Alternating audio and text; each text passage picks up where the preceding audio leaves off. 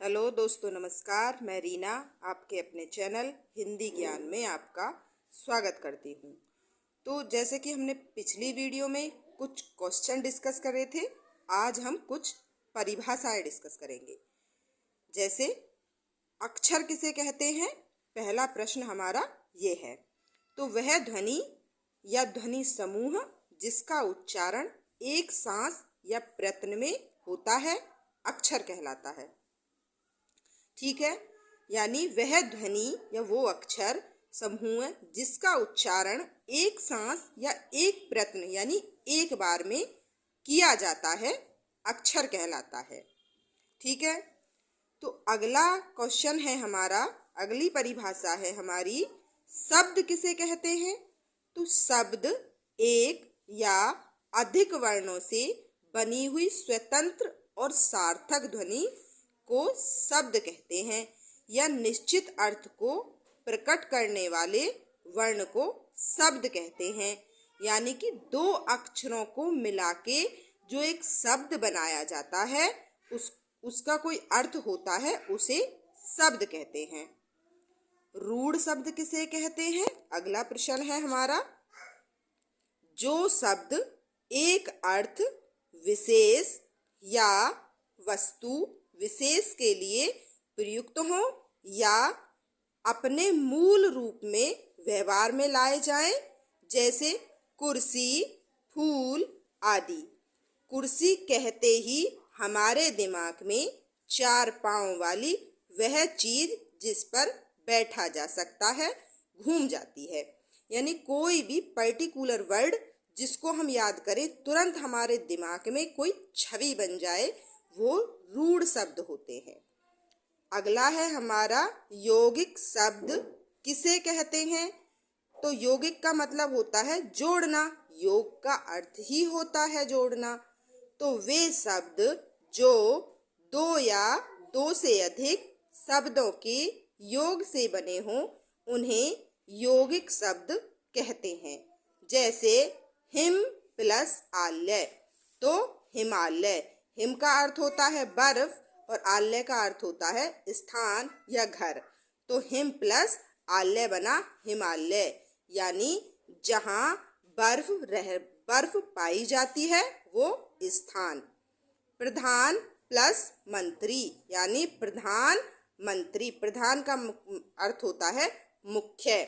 ठीक है, तो दो शब्दों को जोड़कर जो नवीन शब्द बने उसको यौगिक शब्द कहते हैं।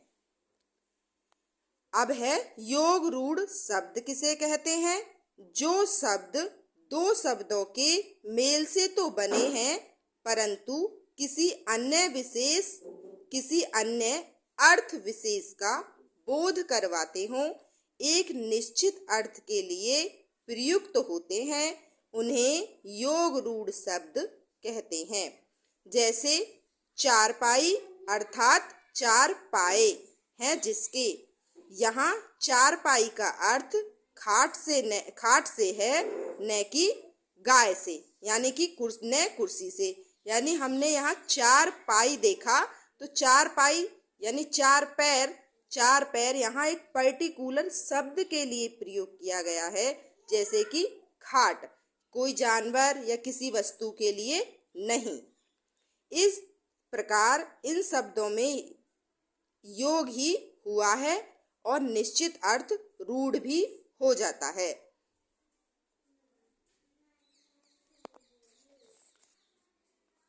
ठीक है, तो अगला क्वेश्चन है, इसको हम ज्यादातर जो समास है बहुब्रीहि समास, उसके तौर पर भी हम इसको देख सकते हैं, क्योंकि उसमें भी एक अर्थ अलग होता है। समास रूढ़ शब्द किसे कहते हैं। समासिक शब्दों में भी कुछ शब्दों का अर्थ रूढ़ हो गया है, उन्हें समास रूढ़ शब्द कहते हैं।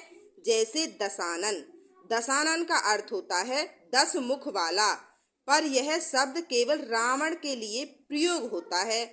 पीताम्बर, नीलकंठ, षडानन, पंचानन आदि शब्द समास रूढ़ शब्द है, यानी यहाँ बहुब्रीहि समास का प्रयोग हम कर सकते हैं। अब है तत्सम शब्द किसे कहते हैं?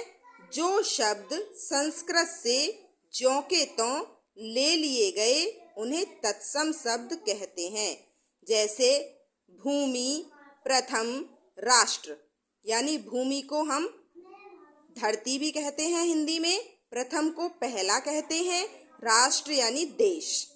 ठीक है, तो ऐसे ही अन्य शब्द भी हैं, जैसे अक्षी है, नेत्र है और दुग्ध है। ये संस्कृत के वर्ड हैं जो हिंदी में प्रयोग किए जाते हैं, उनको तत्सम शब्द कहते हैं। तद्भव शब्द किसे कहते हैं? संस्कृत से आए शब्दों से उत्पन्न हुए शब्द तद्भव शब्द कहलाते हैं, अर्थात जिन्हें हिंदी की प्रकृति के अनुरूप ढाल लिया गया हो। जैसे काम, बरस, माँ। यानी संस्कृत शब्दों का बिगड़ा हुआ रूप जो हिंदी में हमने अपने सुविधानुसार प्रयोग कर लिया है, उसे तद्भव शब्द कहते हैं। जैसे लोटा। आगत या विदेशी शब्द किसे कहते हैं? जो शब्द किसी दूसरी भाषा से स्वीकार कर लिए गए, जैसे कैंची, बटन, तोफ, कागज आदि कुछ ज्यों के त्यों ले लिए गए हैं, जैसे कागज, ऑफिस आदि। कुछ को हिंदी की प्रकृति के अनुरूप ढाल लिया गया है, जैसे जमीन, त्रासदी आदि। यानी कि विदेशी भाषाओं से शब्द लेकर हम उनको अपनी हिंदी भाषा में प्रयोग में लाते हैं, उन्हें आगत शब्द या विदेशी शब्द या दूसरी भाषाओं के शब्द कहते हैं। अब देसी शब्द किसे कहते हैं? स्थानीय बोलियों या उपभाषाओं से आए क्षेत्रीय शब्द देसी या देशज शब्द कहलाते हैं। जैसे ढूंढना, खाट, डिबिया, खिचड़ी। बहुत सारे शब्द हैं ऐसे जो हमने खुद से बना लिए गए हैं अपनी भाषा के अनुसार। संकर शब्द किसे कहते हैं? जैसा कि नाम से ही स्पष्ट हो रहा है कि दो भाषाओं के मिश्रण से बने शब्द संकर कहलाते हैं। जैसे रेलगाड़ी, यानी रेल अंग्रेजी का शब्द है और गाड़ी हिंदी का शब्द है, यानी दोनों को मिलाकर बना रेलगाड़ी, यानी ये संकर शब्द है। जांच करता, जांच हिंदी का शब्द है और करता संस्कृत का शब्द है, तो दोनों को मिला के बना जांच करता। ठीक है दोस्तों, धन्यवाद। आपको अगर मेरी वीडियो अच्छी लगी हो तो कृपया लाइक, सब्सक्राइब और कमेंट अवश्य करें। धन्यवाद।